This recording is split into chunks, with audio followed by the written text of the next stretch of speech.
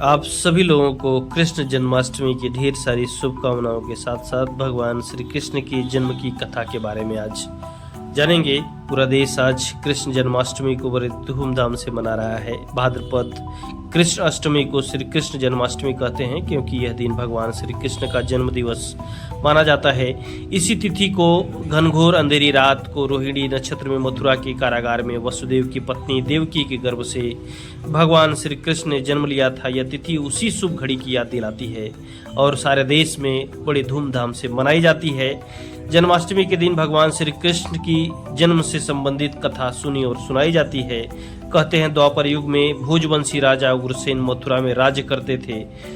उसके आतताई पुत्र कंस ने उन्हें गद्दी से उतार दिया और स्वयं मथुरा का राजा बन बैठा।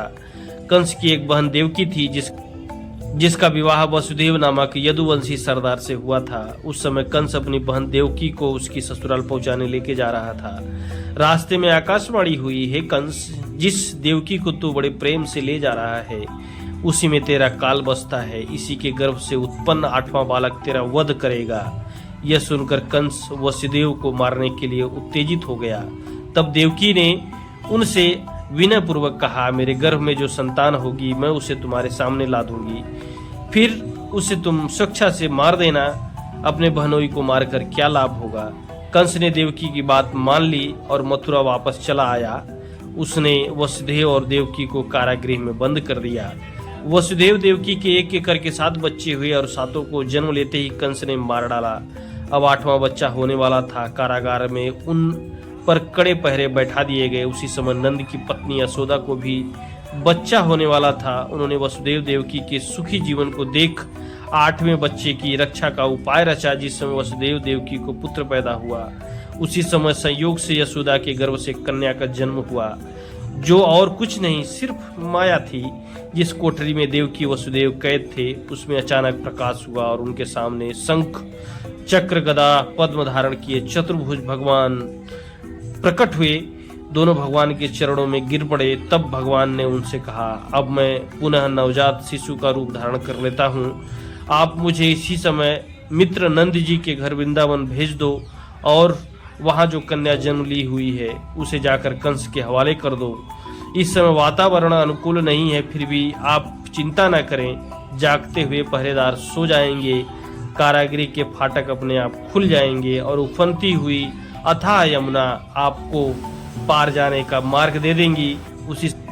उसी समय वसुदेव नवजात शिशु श्री कृष्ण को सूप में रखकर कारागृह से निकल पड़े और अथाह यमुना को पार कर नंद जी के घर पहुंचे। वहां उन्होंने नवजात शिशु को यशोदा के साथ सुला दिया और कन्या को लेकर मथुरा आ गए। कारागृह के फाटक पूर्ववत बंद हो गए।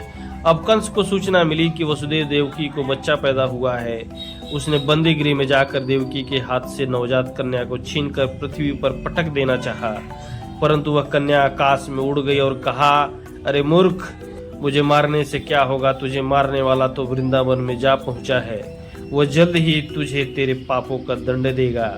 यही है भगवान श्री कृष्ण के जन्म की कथा।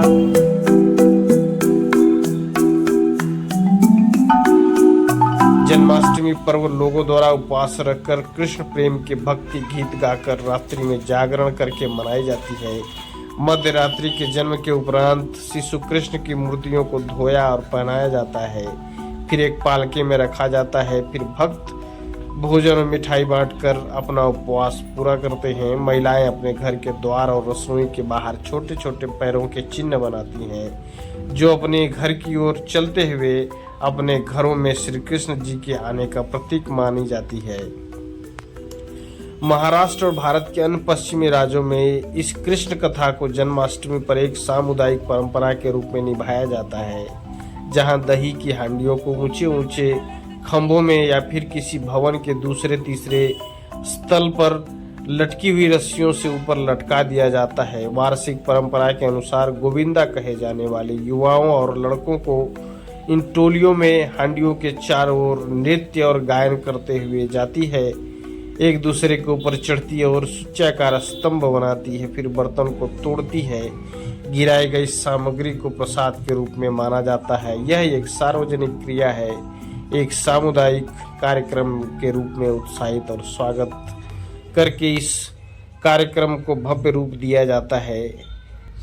महाराष्ट्र के बाद जन्माष्टमी उत्तर भारत के ब्रज क्षेत्र में सबसे बड़ा त्योहार है।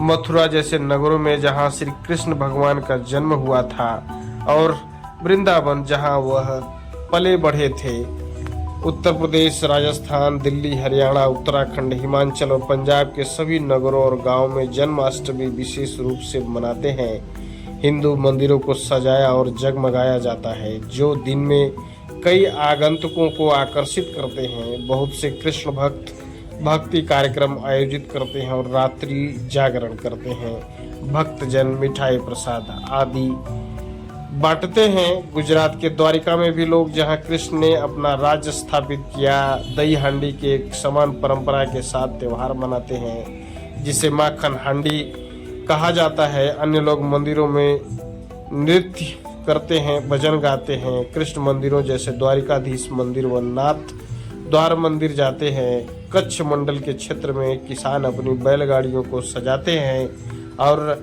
सामूहिक भजन गायन और नृत्य के साथ कृष्ण भजन को प्रदर्शनी भी निकाली जाती है।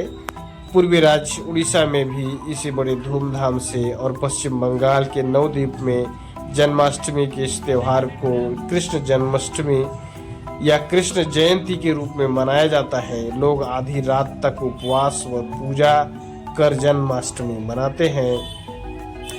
दक्षिण भारत में भी इसी तरह की प्रथा प्रचलित है। वहाँ भी जन्माष्टमी बड़े धूमधाम से मनाई जाती है। गोकुलाष्टमी दक्षिण भारत में बहुत उत्साह के साथ मनाई जाती है। केरल में लोग मलयालम कैलेंडर के अनुसार इसे मनाते हैं। तमिलनाडु में लोग फर्श को कोलम से सजाते हैं। गीत गोविंदम और ऐसे ही अन्य भक्ति गीत कृष्ण की स्तुति में गाए जाते हैं। फिर वे घर की दहलीज से पूजा कक्ष तक कृष्ण के पैरों के निशान बनाते हैं, जो घर में कृष्ण के आगमन को दर्शाता है।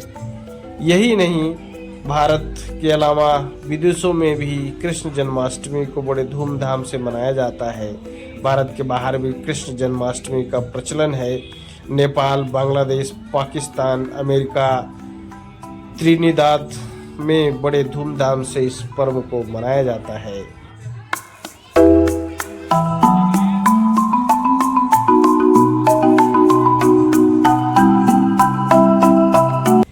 ये रही जन्माष्टमी से जुड़ी हुई कुछ विशेष कथा, और इस कथा को सुनकर आपको कैसा लगा कमेंट में जरूर बताइएगा।